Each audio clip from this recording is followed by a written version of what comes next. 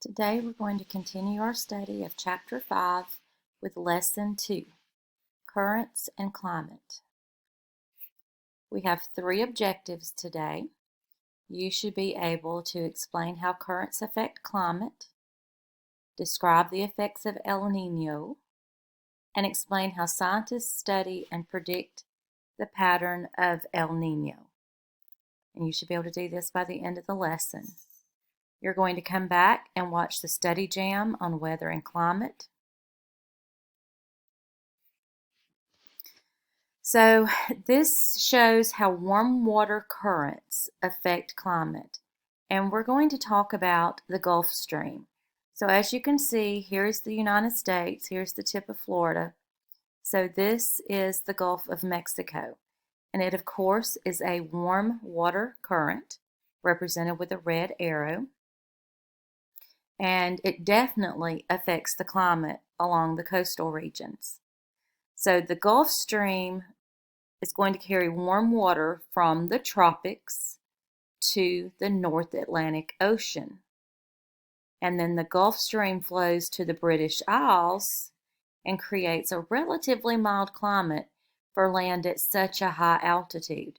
So if not for this current, they would not have the climate that they have in the British Isles.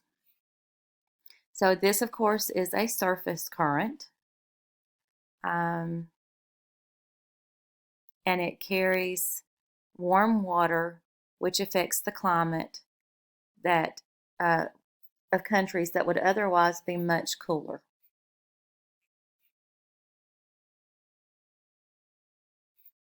So here's an example of a cold water current. Okay, this is also the United States. This is California. So we're on the west coast, the Pacific Ocean. And this is called the California current. Well, just like the warm current, cold currents can also affect the climate of coastal regions. So this is blue, it's cold. Cold water from the northern Pacific Ocean is carried south to Mexico by the California current. The cold water current keeps temperatures along the west coast cooler than the inland climate all year long.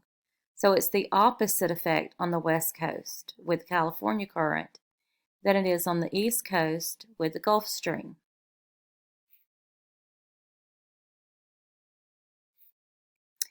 All right, here's a new term, upwelling. And it is what it sounds like it is. It's going up, upwelling. This is showing the surface winds and the surface water. So upwelling is the movement of this deep, cold, nutrient-rich water up to the surface of the ocean. The nutrients that are brought up to the surface support the growth of plankton.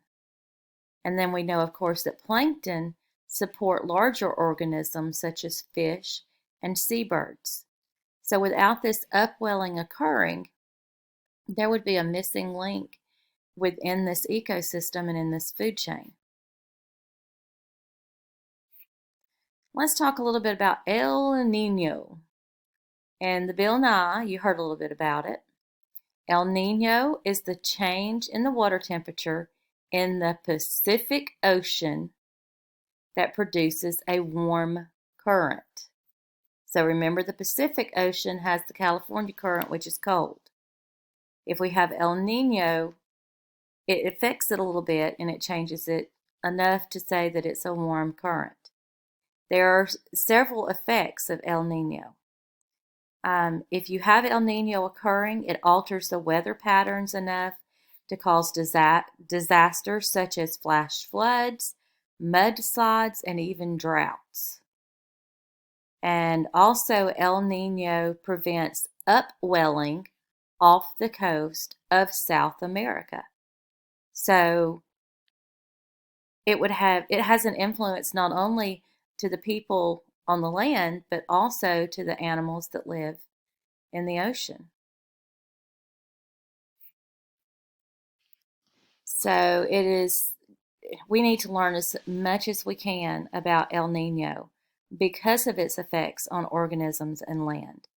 And one way that scientists use technology to predict an El Nino year is with a network of buoys operated by the National Oceanic and Atmospheric Administration, known as NOAA.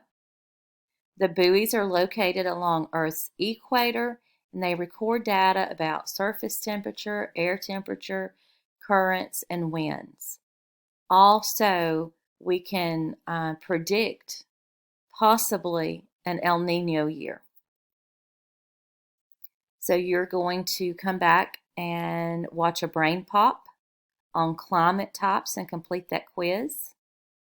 And when you've done that, that will be the end of lesson 5.2. And then later, you're going to watch the Bill Nye Waves video that's on this slide. But you do not watch this today. And then next time, we will pick up with lesson 5.3, which will be about waves.